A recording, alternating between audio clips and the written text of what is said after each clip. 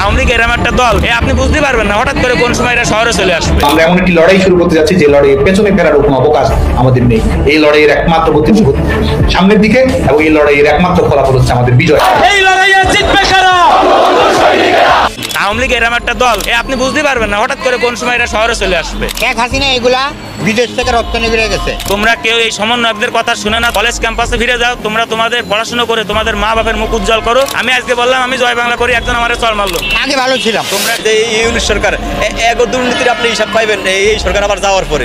অবিশ্বাস্যভাবে সবাইকে ছাড়িয়ে যোজন যোজন এগিয়ে সাবেক প্রধানমন্ত্রী শেখ হাসিনা, যাকে গত 3 মাস আগে সবকিছু হারিয়ে তল্পি তল্পা গুটিয়ে দেশ ছেড়ে দেশের বাইরে চলে যেতে হয়েছে, সেই মানুষটির প্রতি কেন দিনে দিনে সাধারণ মানুষের সমর্থন বাড়ছে? গণহত্যার দায়ে সাবেক প্রধানমন্ত্রী শেখ হাসিনার ফাঁসি নয়, বরং ফাঁসি হবে অন্তর্বর্তীকালীন সরকারের প্রধান উপদেষ্টা ডক্টর মোহাম্মদ ইউনূস এবং তার সমন্বয়কদের, যারা সরকারে রয়েছেন বা সমন্বয়কদের। আমরা প্রয়োজনে পুরা বর্ডারে সিসি ক্যামেরা লাগাবো, একটা উপদেষ্টা একটা সমন্বয় একজন পলাইতে না পারে, ঠিক আছে? এই বাংলায় এই ঢাকার 0 পয়েন্ট এদের বিচার হবে একদিন, দেখবেন। আসসালামু আলাইকুম সম্মানিত দর্শক মণ্ডলী, দেশ ও প্রবাস থেকে কাছে ও দূরে, দেশের দূর দূরান্ত থেকে যারাই ঠিক এই মুহূর্তে আমার এই ভিডিওটি দেখছেন, সকলকে জানাই আন্তরিক শুভেচ্ছা ও অভিনন্দন। সম্মানিত দর্শক মণ্ডলী, ইতিমধ্যে আপনারা দেখেছেন, ভিডিওর শুরুতে শিরোনাম দেখেছেন, এই বিষয়ে বিস্তারিত তথ্য আপনাদেরকে তুলে ধরবো, যা দেখলে আপনি রীতিমতো অবাক হয়ে যাবেন। প্রিয় দর্শক, চলমান পরিস্থিতিতে ভারত বাংলাদেশ ইস্যু নিয়ে গুরুত্বপূর্ণ কিছু তথ্য থাকবে ভিডিওতে। তাই প্রিয় দর্শক, আপনাদের কাছে রিকোয়েস্ট করব ভিডিওটি স্কিপ না করে সম্পূর্ণ ভিডিওটি ধৈর্য সহকারে দেখবেন। আরেকটি রিকোয়েস্ট করি, আপনি যদি আমাদের এই চ্যানেলটিতে নতুন দর্শক হয়ে থাকেন, অবশ্যই চ্যানেলটিকে সাবস্ক্রাইব করে পাশে থাকা বেল বাটনটি অন করে দিবেন। প্রিয় দর্শক, কথা না বাড়িয়ে ভিডিওতে একটি লাইক দিয়ে দেখতে থাকুন সম্পূর্ণ ভিডিওটি। একটা দল আপনি বুঝতে পারবেন না হঠাৎ করে কোন সময় এরা শহরে চলে আসবে। শেখ হাসিনা এগুলা বিদেশ থেকে রপ্তানি করে গেছে। তোমরা কেউ এই সমন্বয়কদের কথা শুনে না, কলেজ ক্যাম্পাসে ফিরে যাও। তোমরা তোমাদের পড়াশোনা করে তোমাদের মা বাপের মুখ উজ্জ্বল করো। আমি আজকে বললাম আমি জয় বাংলা করি, একজন আমার চল মারলো। আগে ভালো ছিলাম। তোমরা কেউ এই সমন্বয়কদের কথা শুনে না, তোমরা সকলেই কলেজ ক্যাম্পাসে ফিরে যাও। তোমরা তোমাদের পড়াশোনা করে তোমাদের মা বাপের মুখ উজ্জ্বল করো, তোমরা দেশের মুখ উজ্জ্বল করো, তোমরা দেশের ভবিষ্যৎ করো। তোমরা সার্জিল আলম আর হাসানাত আব্দুল্লাহ এই যে দেখা না দিয়ে বন্ধু কথা কইও না। দেখা যে সময় তোমার সাথে মানুষের হবে, তুমি কথা করতে পারবা না।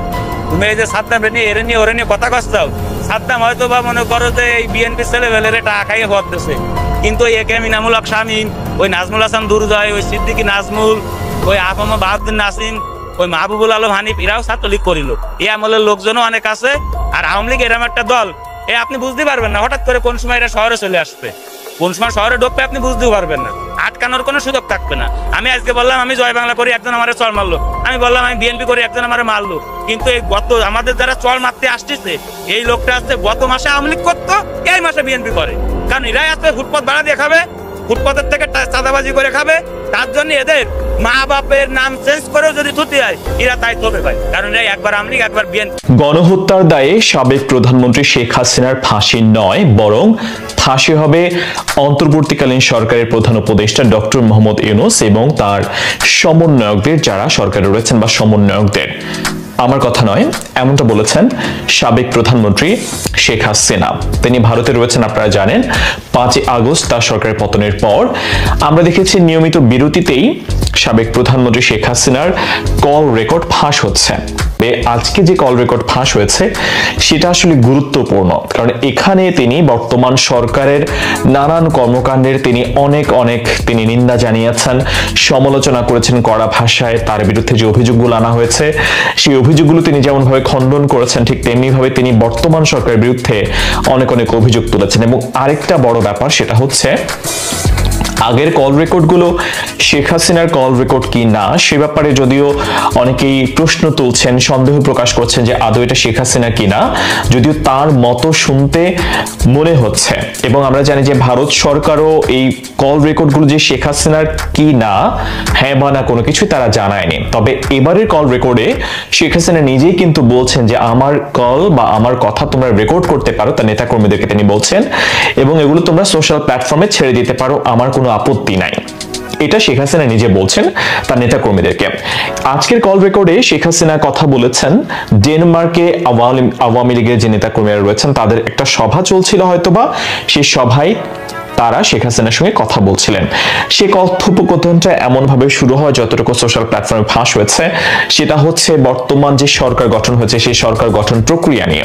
সেখানে শেখ হাসিনা বলেছেন যে বর্তমান সরকার অবৈধ এবং অসাংবিধানিক, এই সরকারের কোনো আইনগত ভিত্তি নাই, যেটা আমরা ইকোনমিস্টের প্রতিবেদনে এমনটা বলা হয়েছে যে বর্তমান সরকার আসলে আইনত কোনো ভিত্তি নেই। আবার এই সরকার, বর্তমান সরকার, অন্তর্বর্তীকালীন সরকার, তারা আবার বর্তমান সরকারের গঠন প্রক্রিয়া নিয়ে প্রশ্ন করা যাবে না এমন একটা অধ্যাদেশও কিন্তু জারি হয়েছে। শেখ হাসিনা বলছেন যে গণহত্যাগুলো হয়েছে সেটা ডক্টর মোহাম্মদ ইউনূস সাহেব তার পরিকল্পনা মাফিক হয়েছে, সমন্বয়ক যারা তার পরিকল্পনা মাফিক, তাদের পরিকল্পনা মাফিক হয়েছে। শেখ হাসিনা বলেছেন তিনি ক্ষমতায় থাকতে যখন আন্দোলন চরম পর্যায়ে পৌঁছাচ্ছিল তখন তিনি অভিভাবকদেরকে তিনি অনুরোধ জানিয়েছিলেন তারা যেন তাদের সন্তানদেরকে রাজপথে না পাঠান, কিন্তু তারা শোনেননি তার কথা, সে কারণে অনেকেই সন্তান হারিয়েছেন, তিনি সেটা বলেছেন।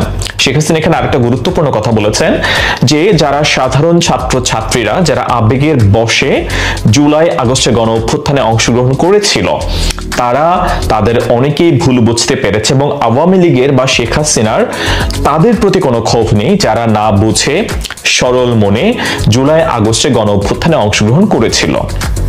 এগুলো বলেছেন শেখ হাসিনা। সেই সাথে শেখ হাসিনা আরো বেশ কিছু কথা বলেছেন যে বিধবা ভাতা, বয়স্ক ভাতা, সামাজিক সুরক্ষামূলক সরকার যে ভাতাগুলো রয়েছে সেগুলো কেন বন্ধ করে দেওয়া হয়েছে, সেই টাকাগুলো কোথায় যাচ্ছে।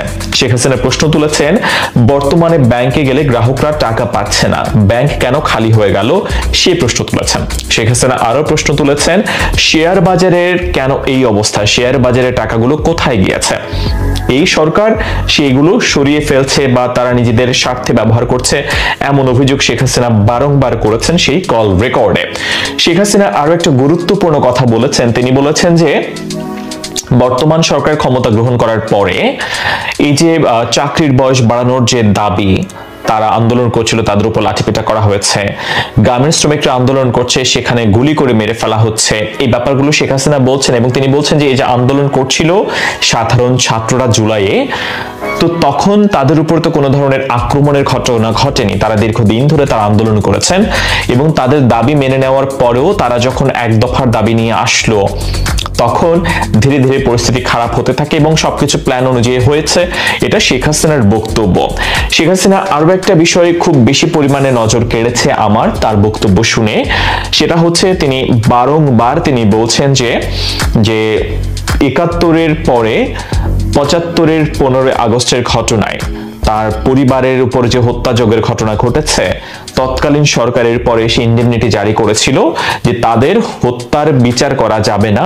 শেখ হাসিনা নিজে পরে তাদের হত্যার বিচার করেন, মানে বঙ্গবন্ধুর হত্যার বিচার করেন, সপরিবারে বঙ্গবন্ধুর হত্যার বিচার করেন। আমরা প্রয়োজনে পুরা বর্ডারে সিসি ক্যামেরা লাগাবো, একটা উপদেষ্টা একটা সমন্বয় একজন পলাইতে না পারে, ঠিক আছে। এই বাংলায় এই ঢাকার 0 পয়েন্টে এদের বিচার হবে একদিন, দেখবেন ইনশাআল্লাহ।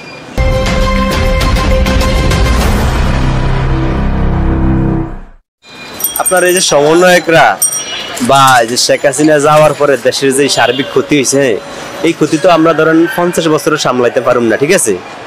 এই জাতির সাথে যে একটা বেইমানি করছে এরা, এই বেইমানির ফল কিন্তু একবার দেওয়া লাগবে, ঠিক আছে। আপনি একটা দেশ গোছানো সাজানো একটা দেশ আছিল, এই দেশটা ধ্বংস করে দিচ্ছেন। হ্যাঁ, ঠান্ডা মাথায় এই দেশে লিবিয়া, ইরাক, সিরিয়ার মতো যুদ্ধ বাজে দিয়েছিলেন, গৃহযুদ্ধ লাগিয়ে দিলেন, আপনি সাম্প্রদায়িক দাঙ্গা লাগিয়ে দিলেন, হ্যাঁ, সব মিলে দেশটারে ডেস্ট্রয়েড করে দিলেন, দিয়ে আপনি পালিয়ে যাবেন মনে করছেন আটলান্টিকের ওই পারে।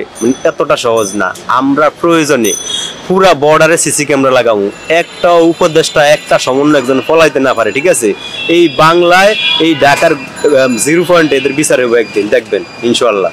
এটি তো মানে স্পষ্ট। এই সমন্বয়ক আপনার নাম তো অনেকেরই জানি, তবে বেশিরভাগ এই যে সার্জিস আলম, হাসান আব্দুল্লাহ, মানে এরাই কিন্তু এই ব্যাপারটা বেশি, এই ব্যাপারে বেশি জড়াইছে, ঠিক আছে। এরাই দিন শেষে ক্রিমিনাল। প্রিয় দর্শক, আশা করি সম্পূর্ণ ভিডিওটি দেখলেন। ভিডিও দেখে অবশ্যই বুঝতে পেরেছেন চলমান পরিস্থিতিতে ভারত বাংলাদেশ ইস্যু নিয়ে যে তথ্যগুলো আপনাদেরকে দেখালাম এই বিষয় সম্পর্কে আপনার ব্যক্তিগতভাবে কোনো মন্তব্য থাকলে আপনার মূল্যবান মতামতগুলো অবশ্যই কমেন্ট বক্সে জানিয়ে দিবেন, এমনকি এই ভিডিওটি শেয়ার করে সকলের মাঝে ছড়িয়ে দিবেন। যদি ভালো লাগে একটি লাইক করে দিবেন। প্রিয় দর্শক, এই বলে ভিডিওটি আজকের মতো এখানে শেষ করছি। ভালো থাকুন, সুস্থ থাকুন, আবারও দেখা হচ্ছে পরবর্তী ভিডিওতে।